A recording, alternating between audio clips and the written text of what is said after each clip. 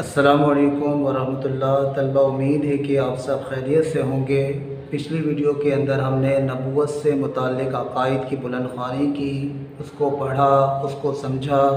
امید ہے کہ طلبہ آپ نے بھی اس کو نہایت توجہ کے ساتھ اس کی بلند خوانی ہوگی اور اس کو سمجھنے کی کوشش بھی آپ لوگوں نے کی ہوگی۔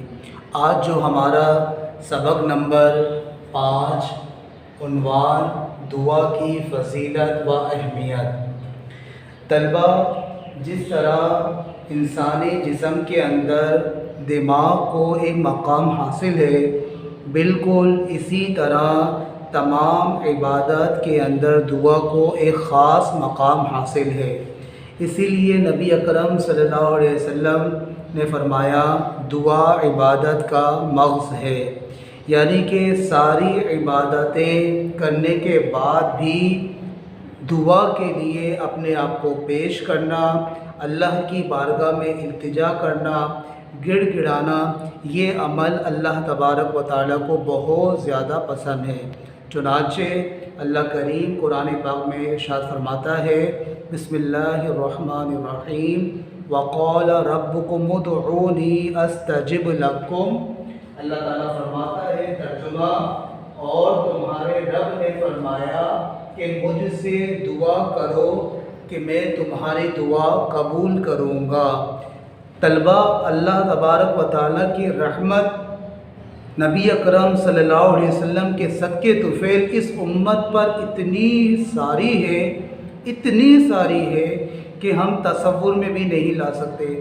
زندگی کے ہر شعبہ جات کے اندر اللہ کریم یہ چاہتا ہے کہ میرے بندے میری طرف لوٹ آئیں، میرے بندے جو ہیں میری طرف لوٹ آئیں، اور میں ان کی غلطیوں کو معاف کر دوں، میں ان کی خطاؤں کو معاف کر دوں۔ تو اللہ تبارک و تعالیٰ نے ایک سلسلہ دعا کا بھی رکھ دیا۔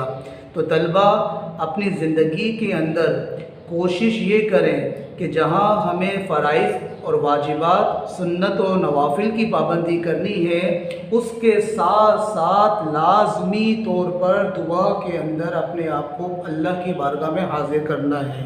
تو یہ عمل ایسا ہے کہ جو اللہ تبارک و تعالیٰ کو بڑا پسندیدہ ہے۔ آئیے طلبہ، اب ہم بلند خوانی کی طرف بڑھتے ہیں۔ آپ اپنی کتاب کے صفحہ نمبر 71 کو کھول لیجئے۔ آئیے طلبہ، بلند خوانی کی طرف ہم بڑھتے ہیں۔ دعا کے لغوی معنی بلانا، پکارنا یا مدد طلب کرنا ہے، اور اصطلاح شریعت میں اپنی کوتاہیوں اور برے اعمال پر ندامت کے آنسو بہاتے ہوئے اللہ تعالیٰ سے معافی کی درخواست کرنا دعا کہلاتا ہے۔ دعا کی اہمیت۔ دعا کو اسلامی عبادات میں بہت زیادہ اہمیت حاصل ہے، اس لیے اللہ تعالیٰ اور اس کے رسول صلی اللہ علیہ وسلم نے اس کی بہت زیادہ تاکید کی ہے۔ قرآن پاک میں اللہ تعالیٰ کا ارشاد ہے، وَقَالَ رَبُّكُمُ ادْعُونِي أَسْتَجِبْ لَكُمْ۔ ترجمہ، اور تمہارے رب نے فرمایا کہ مجھ سے دعا کرو، میں تمہاری دعا قبول کروں گا۔ اس آیت مبارکہ سے پتہ چلا کہ ہمیں دعا کرنے کا حکم خود اللہ تعالیٰ نے ہی فرمایا ہے۔ اللہ تعالیٰ اپنے بندوں سے بے پناہ محبت کرتا ہے۔ اس کی مثال ہم اس طرح لے سکتے ہیں کہ ایک ماں جو اپنے بچوں کو دل و جان سے بھی زیادہ چاہتی ہے، اللہ تعالیٰ اس ماں سے 70 گنا زیادہ اپنے بندوں سے محبت کرتا ہے۔ اسی لیے اللہ تعالیٰ چاہتا ہے کہ دعا بھی صرف اسی سے مانگی جائے۔ اللہ تعالیٰ اپنے بندوں کی شہرت سے بھی زیادہ قریب ہے۔ اسی لیے جب کوئی شخص کسی حاجت کے وقت یا کسی مصیبت میں اللہ تعالیٰ سے دعا کرتا ہے تو اللہ تعالیٰ بندوں کی دعا قبول فرماتا ہے۔ حضور اکرم صلی اللہ علیہ وسلم نے دعا کو عبادت قرار دیا ہے۔ حضور صلی اللہ علیہ وسلم نے ارشاد فرمایا، الدعاء هو العبادہ۔ ترجمہ، دعا عبادت ہے۔ ایک اور جگہ حضور علیہ السلام نے فرمایا، الدعاء مخ العبادہ۔ ترجمہ، دعا عبادت کا مغز ہے۔ ان دونوں احادیث مبارکہ سے پتہ چلا کہ دعا عبادت کا مغز ہے اور دعا کرنا عبادت ہے، اور اگر دعا نہ کی جائے تو یہ کفران نعمت ہے۔ قرآن کریم میں اللہ تعالیٰ نے ارشاد فرمایا ان الذین یستکبرون عن عبادتی سیدخلون جہنم داخرین۔ ترجمہ: بے شک جو میری عبادت سے اونچے کھینچتے ہیں ان قریب جہنم میں جائیں گے اور وہ ذلیل ہو کر۔ اس آیت کریمہ سے پتہ چلا کہ دعا نہ کرنا انسانی تکبر اور سرکشی کی علامت ہے، جو اللہ تعالیٰ کی سخت ناراضگی اور جہنم میں لے جانے والا عمل ہے۔ طلبہ، ابتدائی طور پر ہم نے دعا کی اہمیت، فضیلت کو پڑھا، سمجھا۔ طلبہ، آپ اس کی دوبارہ سے بلند خوانی کیجیے گا اور اپنی زندگی کے اندر ایک وقت ایسا مقرر کر لیں کہ جب آپ اللہ تبارک و تعالیٰ سے دعا مانگے، گڑ گڑا کر مانگے، تاکہ اللہ تبارک و تعالیٰ ہمارے اوپر رحم فرمائے۔ طلبہ، نئی ویڈیو کے ساتھ آپ سے دوبارہ ملاقات ہوگی۔ اللہ حافظ۔ السلام علیکم ورحمۃ اللہ۔ طلبہ، امید ہے کہ آپ سب خیریت سے ہوں گے۔ پچھلی ویڈیو کے اندر ہم نے ابتدائی طور پر دعا کی فضیلت و اہمیت کی بلند خوانی کی اور اس کو ہم نے سمجھا، اور طلبہ امید ہے کہ آپ نے بھی اس بات کو اچھی طریقے سے ذہن میں بٹھا لیا ہوگا کہ ہمیں ہر صورت کے اندر اللہ تبارک و تعالیٰ سے دعا مانگنے کی عادت کو اپنانا ہے۔ آئیے طلبہ، اب ہم بلند خوانی کی طرف بڑھتے ہیں۔ آپ اپنی کتاب کے صفحہ نمبر 72 کو کھول لیجئے۔ دعا کی فضیلت۔ دعا سے تقدیر بھی بدل جاتی ہے۔ اللہ تعالیٰ نے روز اول سے ہی ہر انسان کے خیر و شر کے بارے میں لکھ دیا ہے، جو ہر حال میں ہو کر رہتا ہے، اس کو کوئی نہیں ٹال سکتا۔ لیکن نبی کریم صلی اللہ علیہ وسلم کا ارشاد پاک ہے، دعا سے تقدیر بھی بدل جاتی ہے۔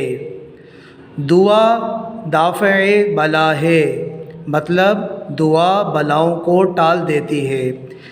تقدیر کے حکم سے نازل ہونے والے مصائب و آلام کے دوران دعا انسان کے لیے چھتری کا کام دیتی ہے، جس سے انسان ان کے برے اثرات سے محفوظ رہتا ہے۔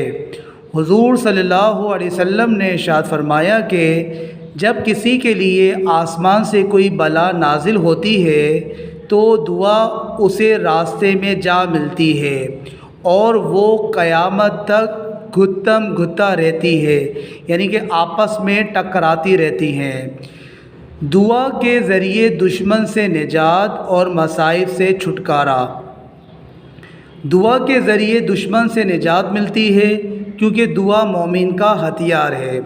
حضور صلی اللہ علیہ وسلم نے ارشاد فرمایا کہ کیا میں تمہیں وہ چیز نہ بتاؤں جو تمہیں تمہارے دشمن سے نجات دے اور تمہارے رزق کو وسیع کرے؟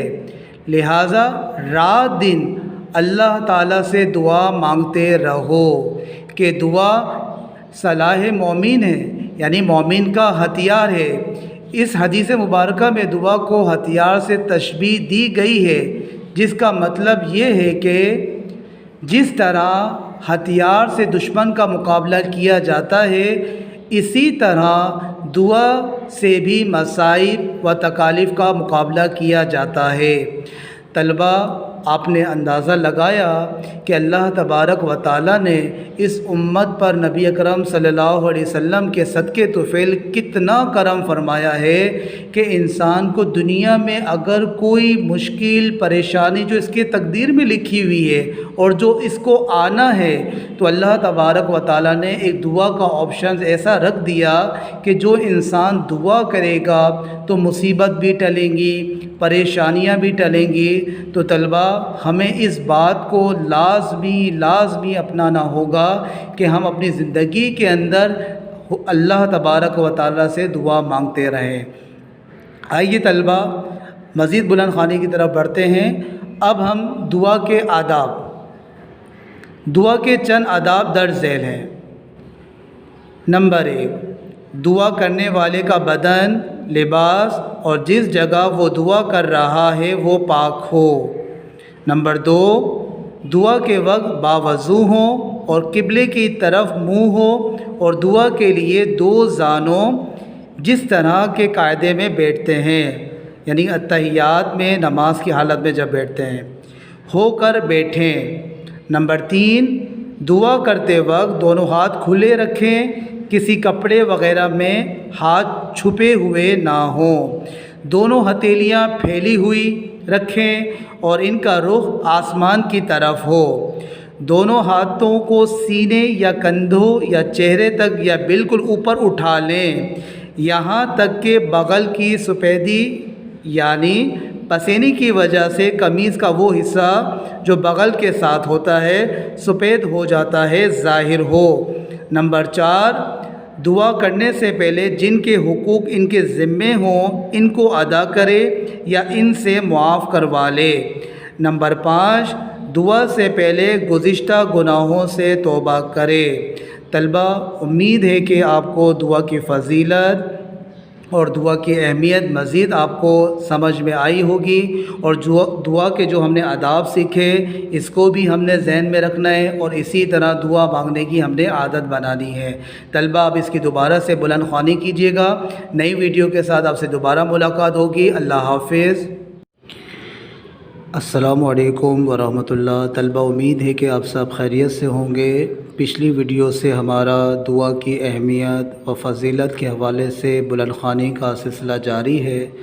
طلبہ، امید ہے کہ آپ نے بھی اس کی توجہ کے ساتھ بلند خوانی کی ہوگی اور اس کی اہمیت کو سمجھ رہے ہوں گے۔ ہم دعا کے آداب پڑھ رہے تھے۔ آئیے طلبہ، آپ اپنی کتاب کے صفحہ نمبر 73 کو کھول لیجئے۔ دعا کے آداب نمبر 6، دعا سے پہلے کوئی نیک عمل کر لیں تاکہ اللہ تعالیٰ کی رحمت آپ کی طرف متوجہ ہو۔ نمبر 7، دعا کرتے وقت دل کو اللہ تعالیٰ کی طرف متوجہ رکھیں۔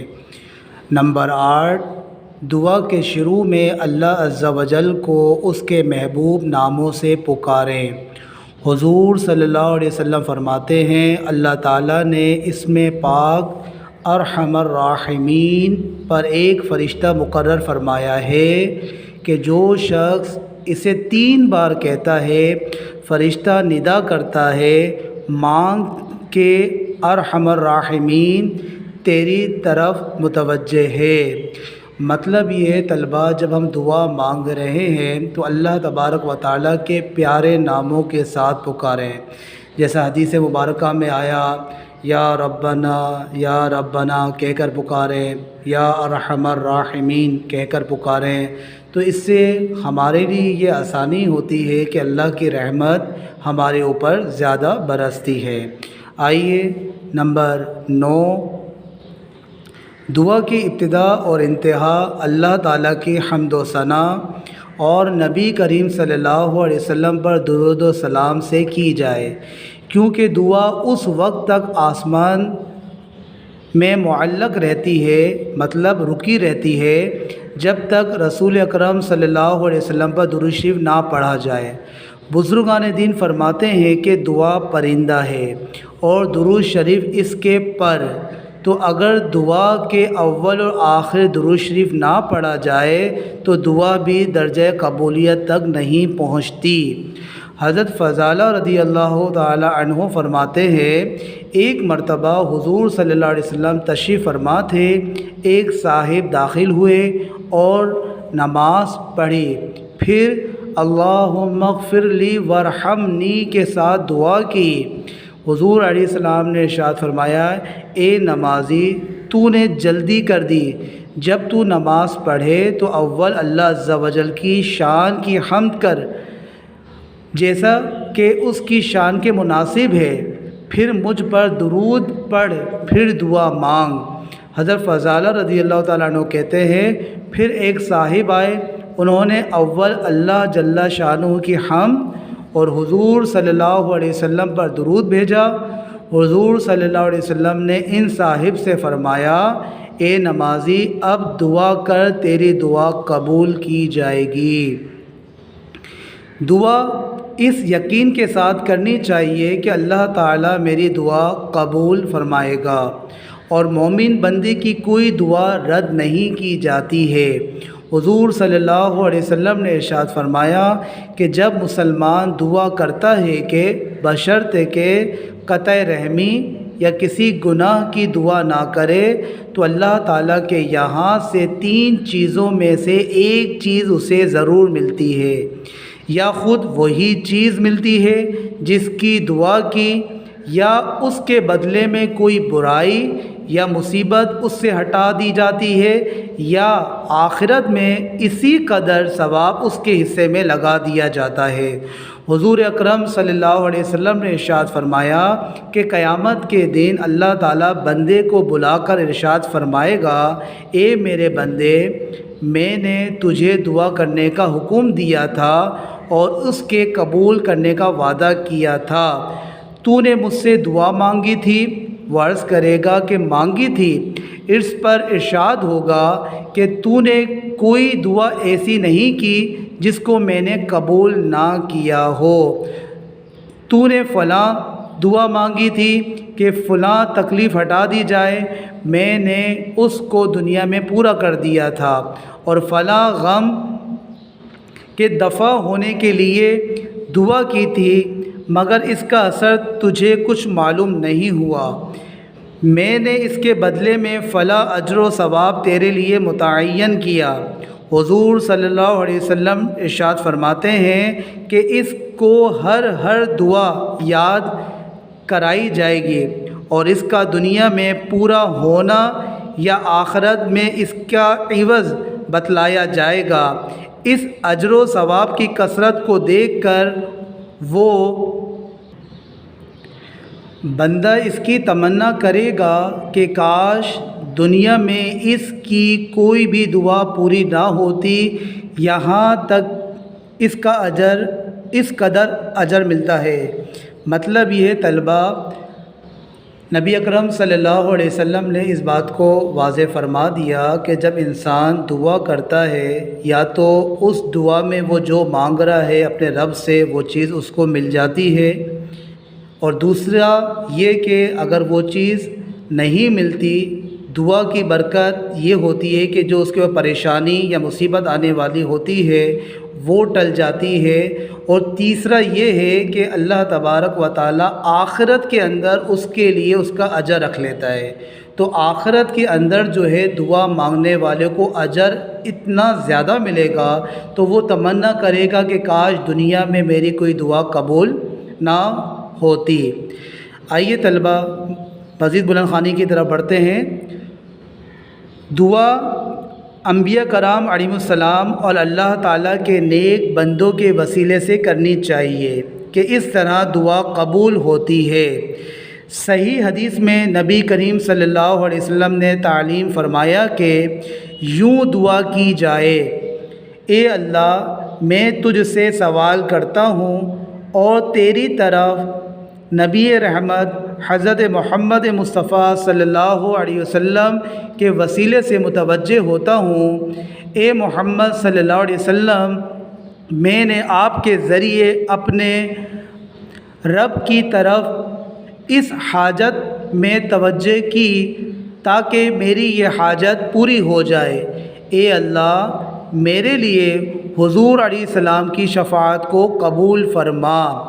صحیح بخاری میں ہے کہ حضرت عمر رضی اللہ تعالی عنہ نے دعا کی، الہی ہم تیری بارگاہ میں اپنے نبی کریم صلی اللہ علیہ وسلم کے چچا حضرت عباس رضی اللہ تعالی عنہ کا وسیلہ پیش کرتے ہیں کہ ہم پر باران رحمت بھیج، اور حضور غوث اعظم رضی اللہ تعالی عنہ فرماتے ہیں کہ جو کسی تکلیف مجھ سے مدد مانگے، مطلب جو کسی تکلیف کے اندر غوث اعظم رضی اللہ تعالیٰ عنہ کو وسیلہ بنائے وہ تکلیف دور ہو، اور جو کسی سختی میں میرا نام لے کر پکارے وہ سختی دافع ہو، اور جو کسی حاجت میں مجھے وسیلہ کرے وہ حاجت پوری ہو۔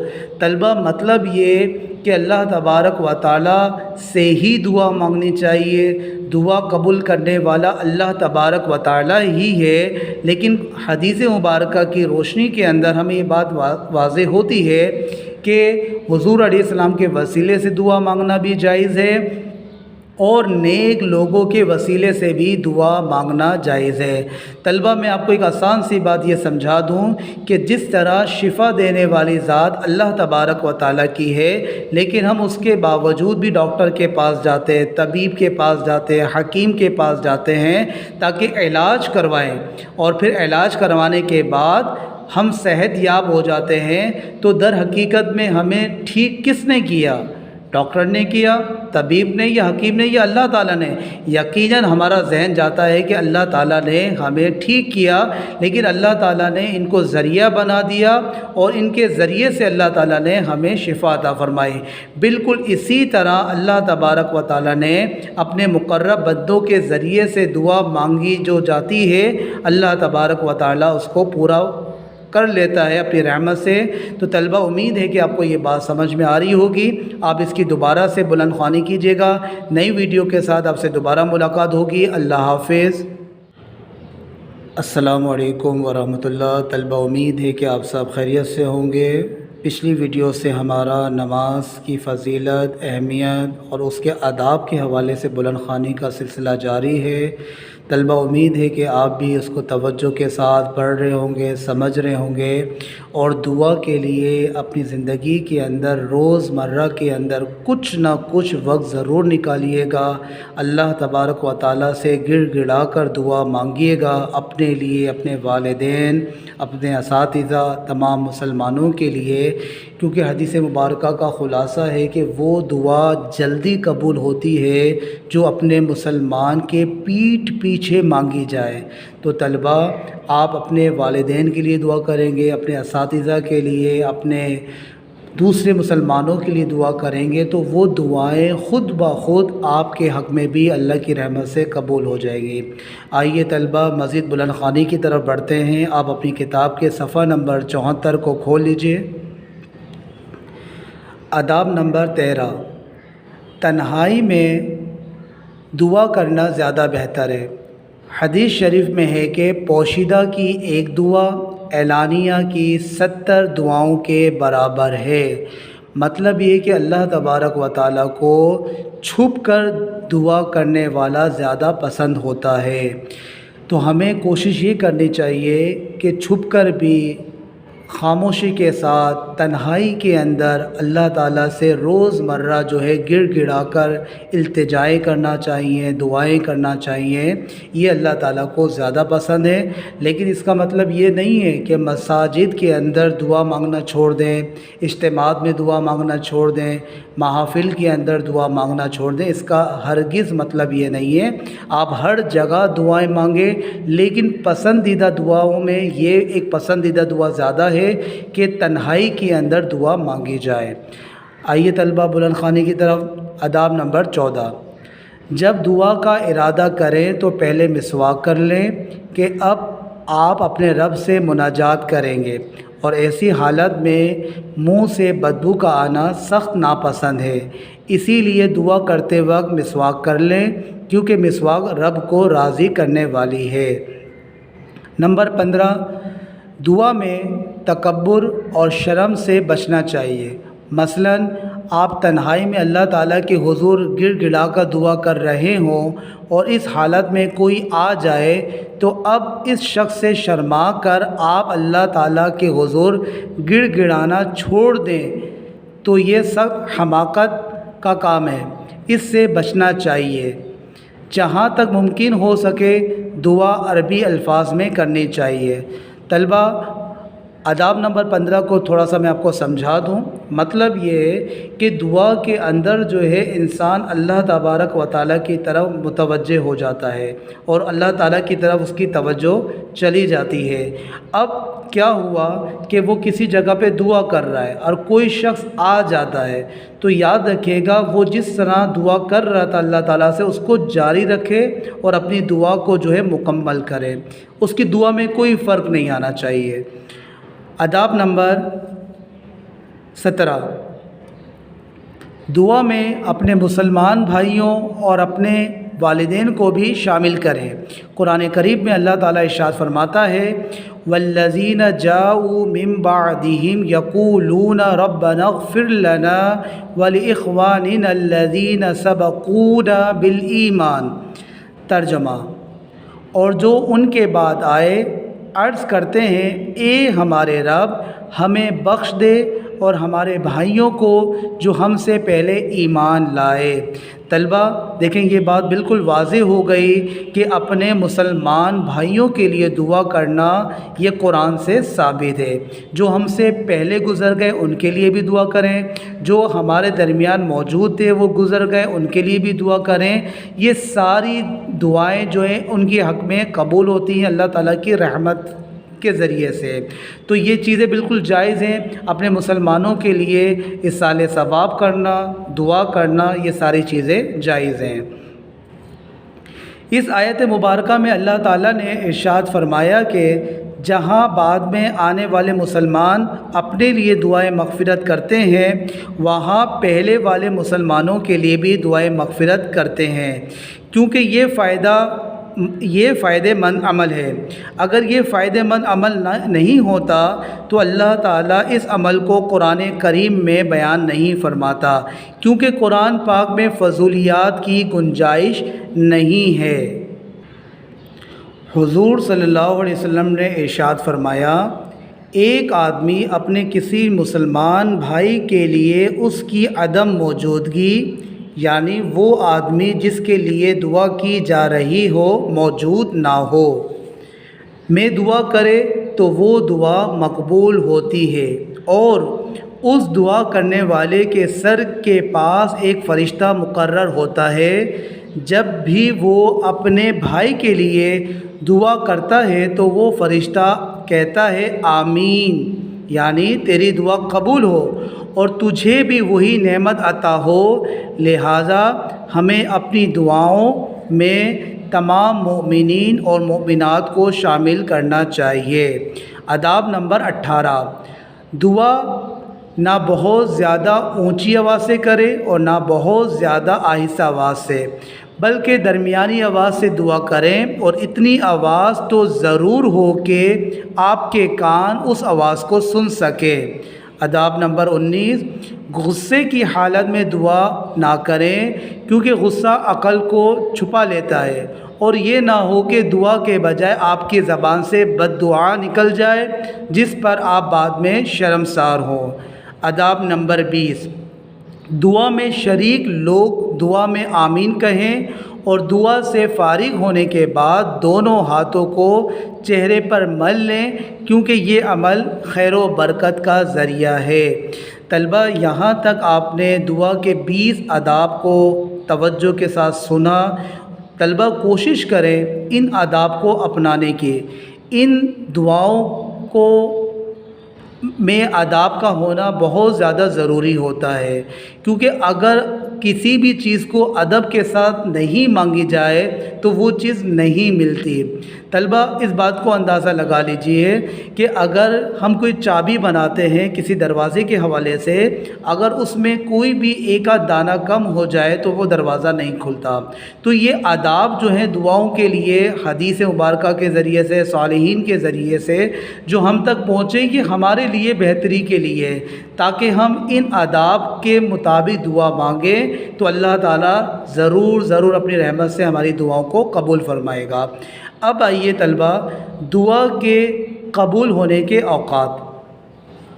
نمبر 1، جو دعا شب قدر میں کی جائے وہ قبول ہوتی ہے۔ نمبر 2، 9 ذی الحجہ کے دن میں کی گئی دعا بھی قبول ہوتی ہے۔ نمبر 3، پورے ماہ رمضان میں بھی دعا کی گئی دعائیں قبول ہوتی ہیں۔ نمبر 4، جمعۃ المبارک کی رات اور جمعۃ المبارک کے دن میں اگر دعا کی جائے تو وہ بھی قبول ہوتی ہے۔ نمبر 5، آدھی رات اور رات کا آخری حصہ یہ بھی دعا کی قبولیت کے اوقات ہیں۔ نمبر 6، اذان کے وقت، تکبیر کے وقت، اذان اور اقامت کے درمیان یہ بھی دعا کی قبولیت کے اوقات ہیں۔ نمبر 7، فرض نماز کے بعد کا وقت دعا کی قبولیت کا وقت ہے۔ نمبر 8، قرآن کریم کی تلاوت کے بعد، قرآن کریم سننے کے بعد اور ختم القرآن کریم کے بعد یہ تمام دعا کی قبولیت کے اوقات ہیں۔ نمبر 9، روزہ افطار کرتے وقت آب زمزم پی کر مسلمان میت کے پاس، خصوصاً جب اس کی آنکھیں بند کر دیں، رات کو سونے سے جاگنے پر، سورج ڈھلتے وقت، یہ تمام اوقات دعا کی قبولیت کے ہیں۔ نمبر 10، ذکر خدا اور ذکر رسول صلی اللہ علیہ وسلم کی مجلس میں بھی دعا کی گئی دعا قبول ہوتی ہے۔ اور اسی طرح رجب کی چاند رات، شب برات، شب عید الفطر، شب عید الاضحیٰ، یہ تمام راتیں بھی دعا کی قبولیت کی راتیں ہیں۔ طلبہ، یہ وہ اوقات ہمیں بتائے گئے کہ جن اوقات میں اگر ہم اللہ تبارک و تعالیٰ سے دعا مانگیں تو اللہ تبارک و تعالیٰ ہماری دعاؤں کو قبول فرماتا ہے۔ یہ بھی ہماری آسانی کے لیے ہے۔ اور اللہ تبارک و تعالیٰ سے دعا تو آپ کسی لمحے بھی مانگ سکتے ہیں، وہ تو اپنے بندے کے اوپر اپنی رحمت برسانے کے لیے ہر وقت اس کی رحمت جو ہے تیار رہتی ہے۔ تو ہمیں دعا جب بھی موقع ملے خشوع اور خضوع کے ساتھ اپنے دل کو اللہ تبارک و تعالیٰ کی طرف لگاتے ہوئے شرمندہ ہو کر دعا مانگنے کی عادت کو اپنانا چاہیے۔ اچھا طلبہ، آخری میں دعا قبول نہ ہونے کا سب سے بڑا سبب، اگر حرام مال کھا کر دعا کی جائے تو اللہ تعالیٰ اس دعا کو قبول نہیں فرماتا۔ حضور صلی اللہ علیہ وسلم نے ارشاد فرمایا، ایک شخص لمبا سفر کرے، بال الجھے، کپڑے گرد میں اٹے، اپنے ہاتھ آسمان کی طرف پھیلائے اور یا رب کہے، اور اس کا کھانا حرام سے اور پینا حرام سے اور پرورش پائی حرام سے، تو اس کی دعا کہاں قبول ہو؟ طلبہ، مطلب یہ کہ جو انسان حرام کھاتا ہے، جس کی تعلیم و تربیت حرام کے اوپر ہوتی ہے، کیونکہ اللہ تبارک و تعالیٰ پاک ہے، تو اللہ تبارک و تعالیٰ پاک ہی چیزوں کو قبول فرماتا ہے، تو ایسے لوگوں کی دعائیں قبول نہیں ہوتی جو حرام کھاتے ہیں اور جن کی تعلیم و تربیت کے اندر حرام ہوتا ہے۔ تو لہٰذا طلبہ، ہمیں چاہیے کہ ہمیشہ حلال مال ہی کھائیں اور حرام سے بچیں، تاکہ اللہ تبارک و تعالیٰ کی بارگاہ میں ہماری دعا قبول ہو جائے۔ طلبہ، امید ہے کہ آپ کو یہ سبق اچھی طریقے سے سمجھ میں آ گیا ہوگا۔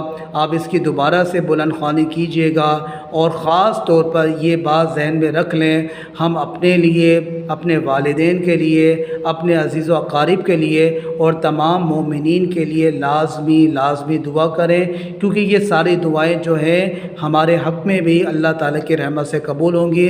اللہ کریم سے دعا ہے کہ ہمیں سمجھنے کی توفیق عطا فرمائے، آمین۔ نئی ویڈیو کے ساتھ طلبہ آپ سے دوبارہ ملاقات ہوگی۔ اللہ حافظ۔